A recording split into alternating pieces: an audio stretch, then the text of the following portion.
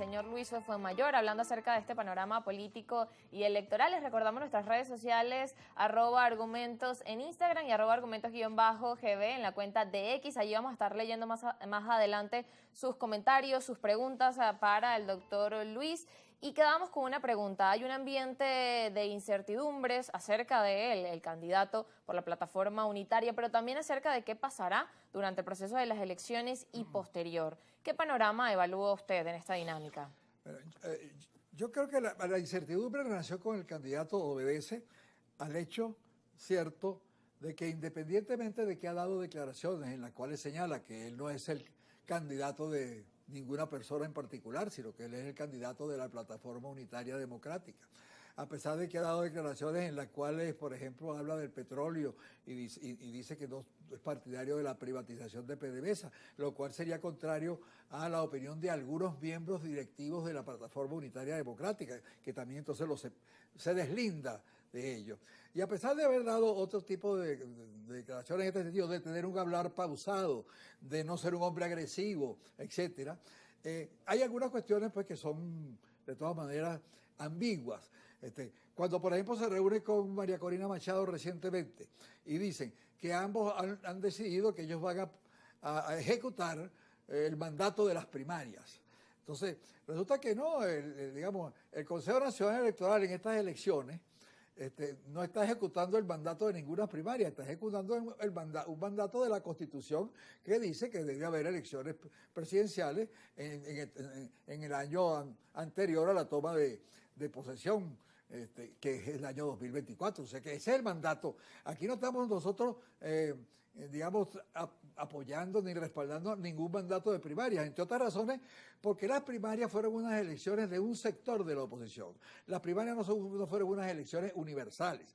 Esos señores que dicen, no, es que esas primarias dieron un mandato y allí está representado el pueblo venezolano. No, eso es falso. Yo no estoy diciendo si Edmundo González Urrutia tiene o no mayoría sobre Maduro, que aparentemente por algunas encuestas que existen triplica la votación de Maduro, que eso es lo que uno oye, lo que uno lee, lo que uno ha visto, ¿verdad? Yo no estoy hablando de eso, estoy hablando de que esa elección es de un sector de la oposición y ese sector de la oposición se pronunció.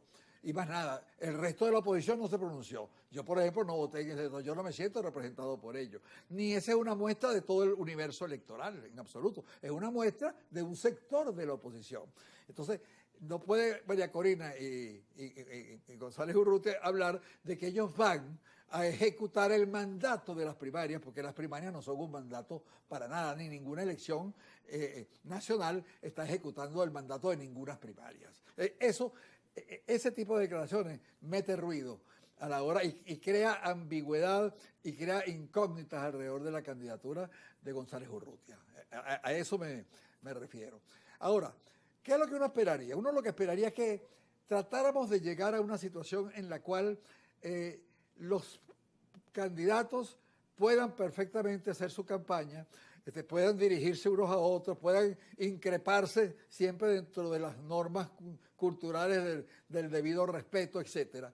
Y que la polarización no sea llevada al extremo de casi ser una confrontación a muerte entre dos grupos. Pues. El gobierno ha polarizado la elección y también la ha polarizado la plataforma unitaria. Para la plataforma unitaria ellos son los opositores, los demás no existen, pero resulta que los demás sí existen. Los demás sí están allí. Que no nos gusten, eso es otra cosa.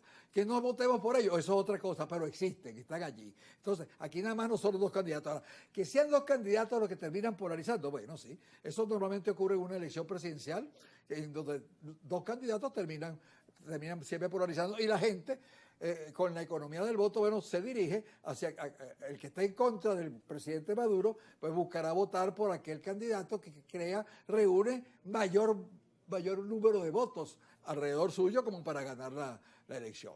Claro, y en esa dinámica también es importante mencionar Lo que usted decía, veía en él una figura que tiene un discurso diferente en algunos puntos y que en esos puntos también son esenciales. Lo mencionamos al principio que hablaba de transición pacífica, el tema de hablar de una medida pacífica, de hablar de diálogo es importante. Habló en contra de las sanciones. Dijo que las sanciones no habían sido buenas en Cuba, que no habían servido para nada. Allí es contrario a lo que dice María Corina, porque María Corina ha sido adalid pidiendo sanciones. Claro, pero es parte de lo que necesita el pueblo venezolano que se pida también. Claro. Y parte de esas medidas donde hemos visto que el extremismo no ha ayudado en nada a los venezolanos y que allí es donde es importante pues esas medidas de transición. ¿Cómo es posible seguir avanzando, por ejemplo, en que en esta ambigüedad que usted mencionaba y que en este ambiente de incertidumbre no afecte al final al elector venezolano? Porque la idea es motivar a las elecciones, a que las personas puedan salir y que, bueno, que la dinámica pueda ayudar a todas las personas a sentirse, bueno, tranquilos y a estar conscientes de qué es lo que viene. Lo que pasa es que el gobierno nacional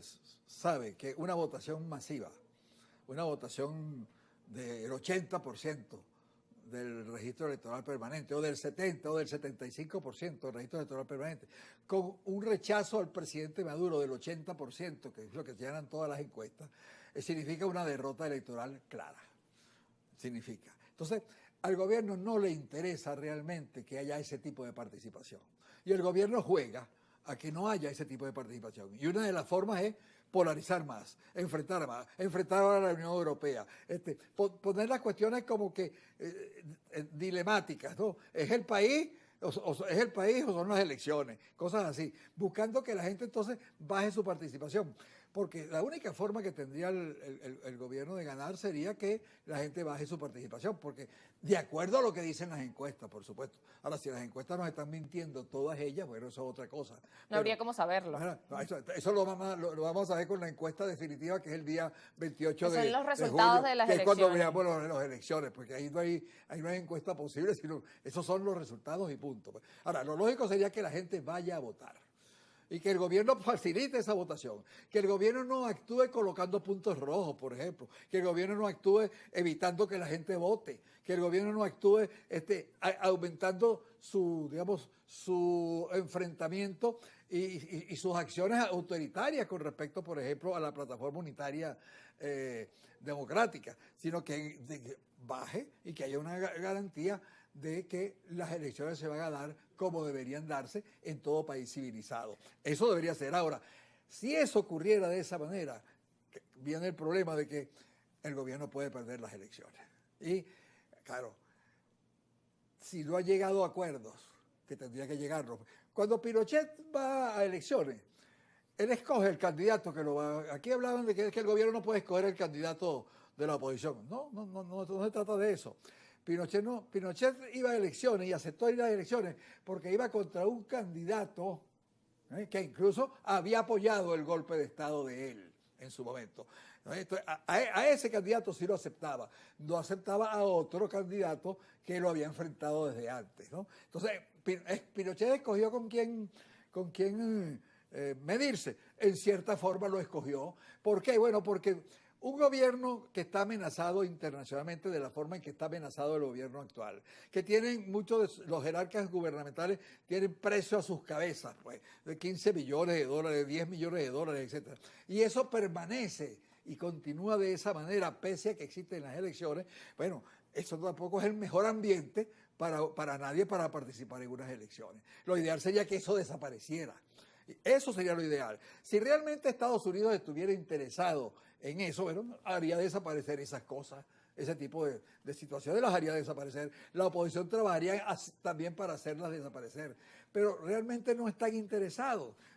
Siguen en una ambigüedad, ambos, tanto la oposición, porque la oposición también quiere cantar fraude. Si pierde, canta fraude. Estoy seguro que va a pasar eso, si es que pierde.